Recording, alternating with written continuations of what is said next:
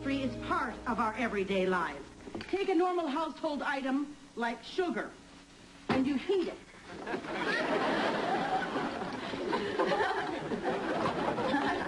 Man, pay attention. Hey, what are you doing? I was close to breaking the school record for balancing a ruler on my nose. I've already got one for forehead. I'll tell you another record you're close to breaking. The most years spent in the 9th grade. Now, class, notice as the sugar is heated, it turns brown. Who can tell me why? Darren. That's because sugar is composed primarily of carbon, hydrogen, and oxygen. As the sugar is heated, the hydrogen and oxygen atoms separate from the carbon atoms, creating the change in color. That's very good. Yeah, you could have your own TV show. Ask Mr. Beaker Brain. Quiet! Honestly, the way you behave, I can't believe that you and Darren are brothers. Thank you. That is enough, young man. I know some teachers appreciate a class clown, but me, I'm just too mean to laugh. Now, march yourself right on down to the principal's office. Hey, Hanover, what's up with that? I was just trying to find the lighter side of chemistry. Who knew there wasn't one? I'm out.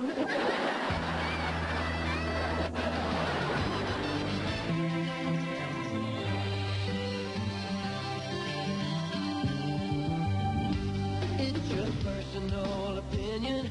How empty or how full the cup. With an eye on tomorrow and our head held up. We're getting by. Some days sweeter than others. Still hanging in for the big break. But we must have some and know what it takes. 'Cause we're getting by. It's been told. You keep your friends close and your pockets full of love to share. Giving that a try and getting by. You know, I have had it with you, Marcus.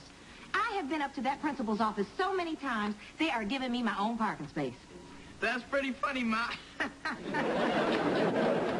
No, it's not. Every time I have to leave the office to go to your school, Kathy has to cover for me at work. Now, do you think that's fair? No, ma'am, it's not. Marcus, repeating the 9th grade was supposed to be a clean slate for you, but you're just filling it up with the same old mistakes. Now, do you have anything to say for yourself? I'm sorry, and I'll try harder. Oh, no. That's not good enough anymore, Marcus. Look, just go away until I can think of something that'll cheer me up. Like someday you're going to have a kid just like you. That'll get you.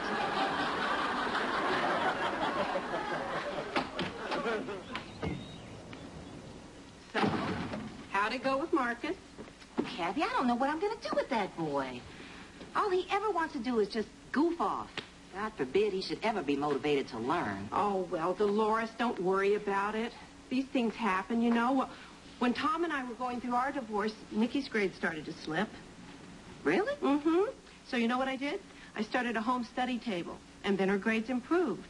And I found that doing math kept my mind off of Tom and his wandering libido. Yeah. I made it all the way up to advanced calculus. Well, now, that is just truly interesting, Kathy. But, well, you know, Marcus, it's not going to be easy to get him to crack those books. So far, the only thing I've found that works is cash. Cash? Cash. Cash? Money, honey. What about imagination? What about making learning fun? Dolores, I once baked the most lovely sheet cake and wrote the multiplication tables on it in frosting, and I'm here to tell you, a lesson you have eaten is a lesson that sticks with you.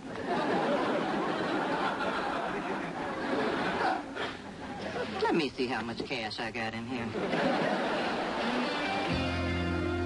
Look, ladies, Marcus is in trouble, and we're going to work like a team to try and help him. Let me guess. Julie and I pack his bags, and you drive him to the bus station. Hey!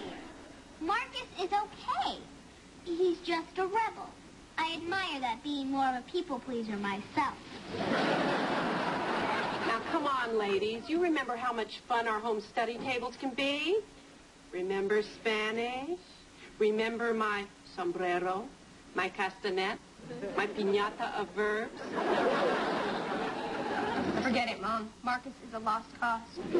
Don't be silly. No child is a lost cause. Why, when I was in high school, somebody had to reach out and put me back on the right track. You? That's right. I wouldn't want this to get around, but when I was a teenager, I was a bit of a hellcat. Oh, right, Mom. I bet you were bad to the bone. You wouldn't have wanted to cross me in those days. Now, you wait just a minute. I am not done talking to you, young man. You are going to study with your brother. Forget it. This is just a lame attempt to use a good student's brain power to pull Marcus's grades out of the toilet. Don't you use the word toilet around your mother. I don't know what you're thinking about. Darren, you stop right there. This is serious. Marcus really needs your help. Oh, too bad, because I'm trying to keep up a 4.0 average, and I want my teachers to like me. But thanks to Marcus, they see the name Dixon, and they whip out the leg restraints. I gotta go to the library. At least that's one place I know I won't see Marcus. Oh, look, Darren. Now, this isn't some stranger we're talking about. This is your brother. I mean, Marcus doesn't even realize how close he is to being suspended. In fact, if he screws up one more time, they may ship him off to some school for problem kids. Well, somebody ought to warn those problem kids. Marcus is coming.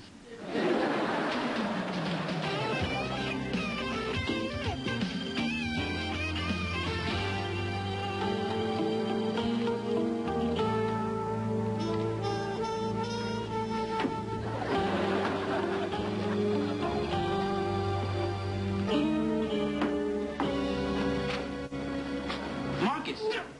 Man, what are you doing here? I came to show Mrs. Hanover this month's Scientific American. And what are you doing here?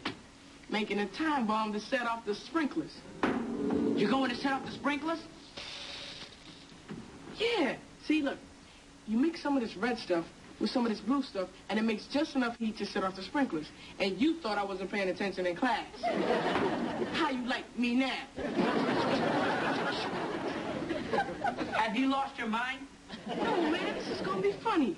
See, look, we're new in the school, and this is gonna put me on the map. Besides, future generations will revere my name. I can even become a movie by Spike Lee. Marcus X. Man, this is not funny. This is destructive. Your problem is you don't think things through. The water will ruin lab equipment, desks, and textbooks. I didn't think about that. Well, here's something else you didn't think of. If you set these off, fire trucks will show up. For nothing. Meanwhile, a building can burn down the other side of town.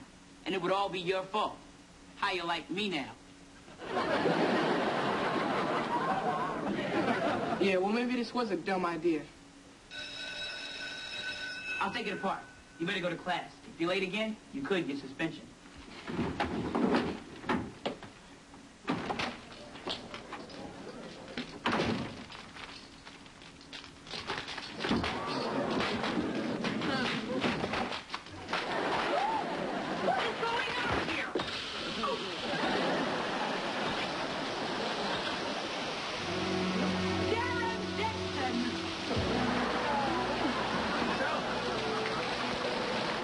Scientific American?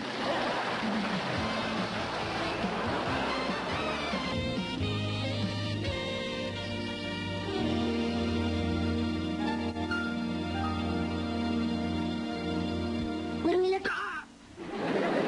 Don't do that. One of us better switch to decaf. What's the matter? Nothing. Everything's fine, perfect, no problem. Oh, yeah. I believe you.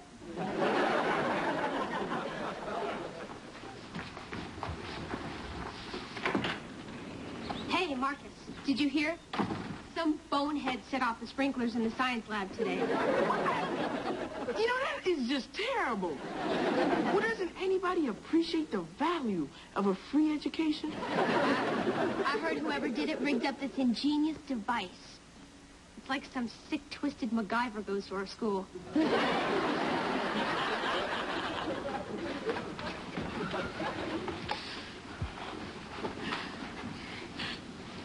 Stay cool.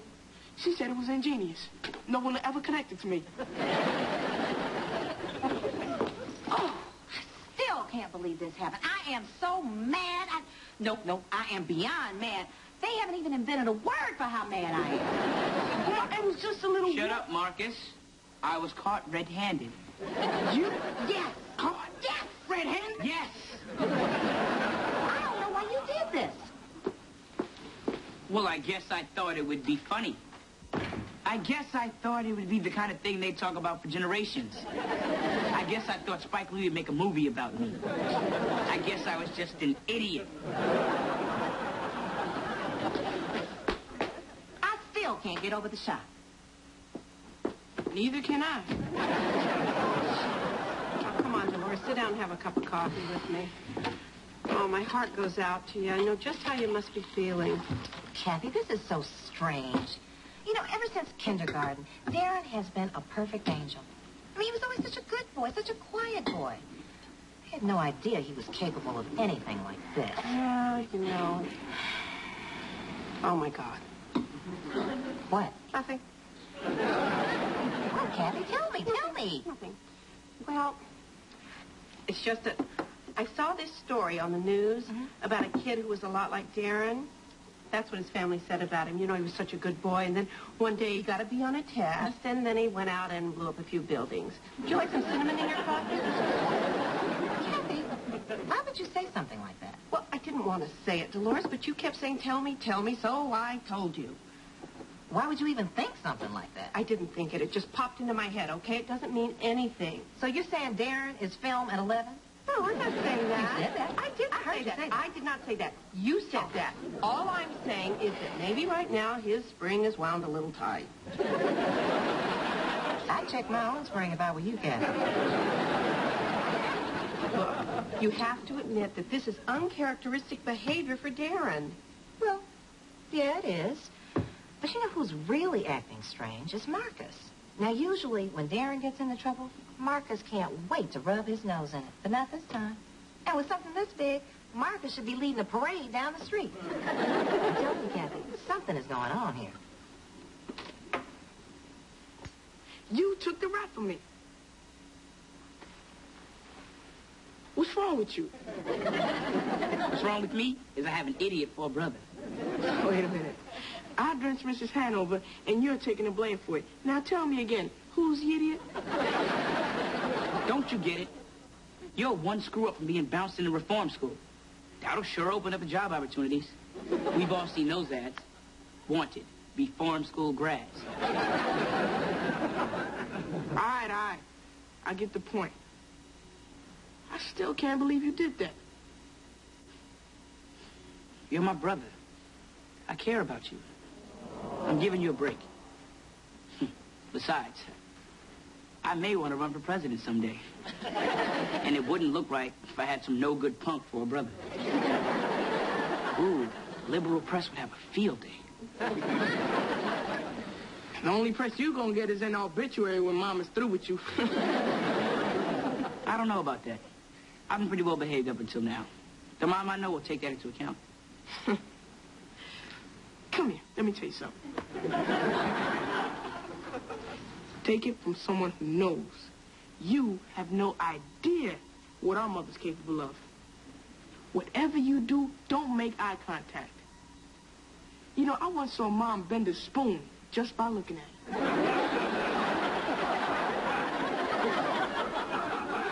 The only way to get to the bottom of this is to do just what we do at the office. Blame somebody else and take a 2-hour lunch? Oh, I'm just kidding. Just a little crack of humor there. I know what you're talking about. It's time for good cop, bad cop. Exactly. I'll be the bad cop. Now, right away, I got a problem. You're always the bad cop. Just once, I'd like to be the bad cop. I'm better at being the bad cop. How do you know? You've never seen my bad cop. I've seen your good cop. It's bad. Oh, really? Fine. Then why don't you be both bad cop and good cop? Why don't you just be quiet cop? All right, I'll be good cop. But you won't be seeing my best work. All right, listen up, you sprinkler-setting, teacher-soaking, trouble-making, smart guy. I don't think I got the whole story. I feel that there are some pieces missing. So why don't you get busy filling in the blanks? All right, here it is. As of right now, I am counting The case we are closely investigating is no your cassettes for the next 6 months. Unless you want to tell me what really happened. Is anybody feeling chatty? No? Look, Darren, if you don't work with me, my hands are tied. Now just tell her what she wants to know, and nobody gets hurt. It's okay. I can take it. You know, I figured you'd say that. So, you know that driver's ed class you wanted to take next semester? I recall it requires a permission slip. Oh, no, Dolores, not driver's ed. A young man without his driver's license, all his friends in cars, and him on a bike? Oh, I could just picture him at the drive-in with his kickstand down. A bike? His only chance for getting a girl was a car. I haven't even got to the best part yet. If you don't tell me what I want to know, I am shipping you off to the Maxwell Military Academy in Batesville, Arkansas. Oh, no, Dolores, not Batesville. Yes, Kathy, Batesville. Batesville's not a place for a young man like Darren. Why, it's just a long stretch of road with nothing but bleached bones by the side. There's nothing out there but the howl of the wind and the moaning of lonely boys with too much homework and too little to eat. Save yourself, Darren.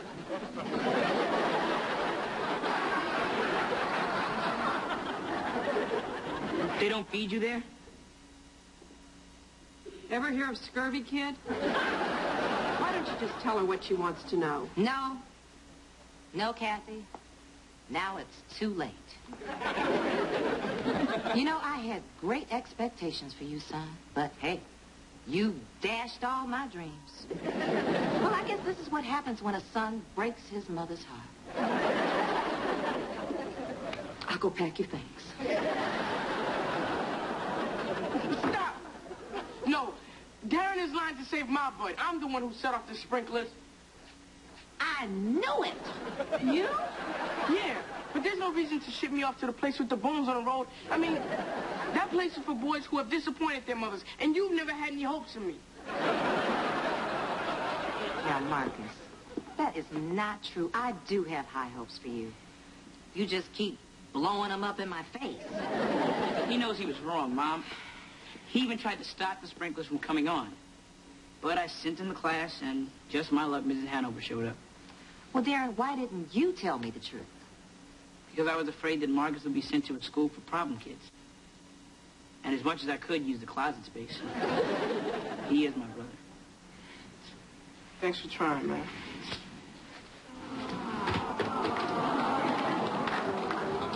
That is just the most beautiful thing I have ever seen. Okay, now, Marcus. Tomorrow morning, you and I are going down to the school, and you are going to explain everything to Mrs. Hanover, and you are going to take whatever punishment she dishes out. Okay, Mom. Thanks. Oh, did you think I was through with you? Oh, no, sweetheart. You see, when Mrs. Hanover is finished, then whatever is left of you is grounded for a month. Yes, ma'am. Now, Darren, what you did was a very nice thing for your brother. But you know lying is wrong. So we'll just have to deal with your punishment later. Well, come on, Kathy. I think our work here is done. So, Darren, about what you did for me? I mean, taking the blame and all? Up? That was nothing. Forget about it. What? You think I was going to thank you? I was going to warn you never to expect anything like that from me. Believe me, I don't. Jerk. Who you calling a jerk? You, jerk. This guy, well, you know that thank you I wasn't going to give you? I'm taking it back. Big deal. Why you want to give it to me? I wasn't listening. Yo, I ain't listening. Want to play basketball? Hi. Aha. You were listening.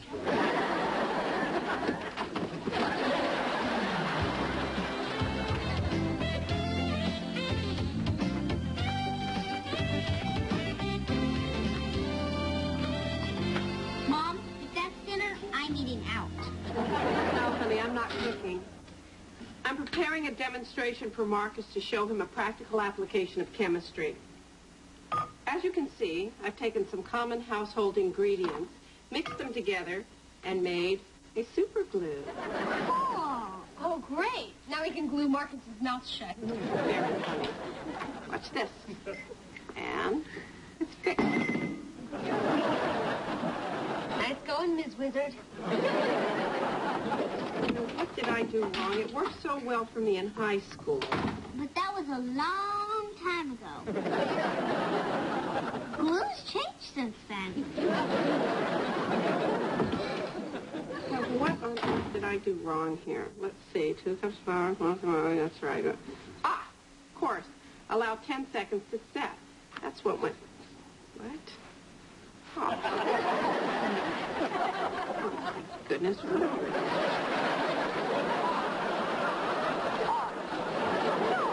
Julie! Nicky, come back, please! Hello? Anybody? Hello? Oh, dear. Oh, this is smarting. Okay. All right. Julie! Nicky! Dolores! Somebody help me! It appears a decision has been reached in the trial of 4 Los Angeles police officers. The Pulse of Los Angeles and the latest on Nightline with Ted Koppel tonight.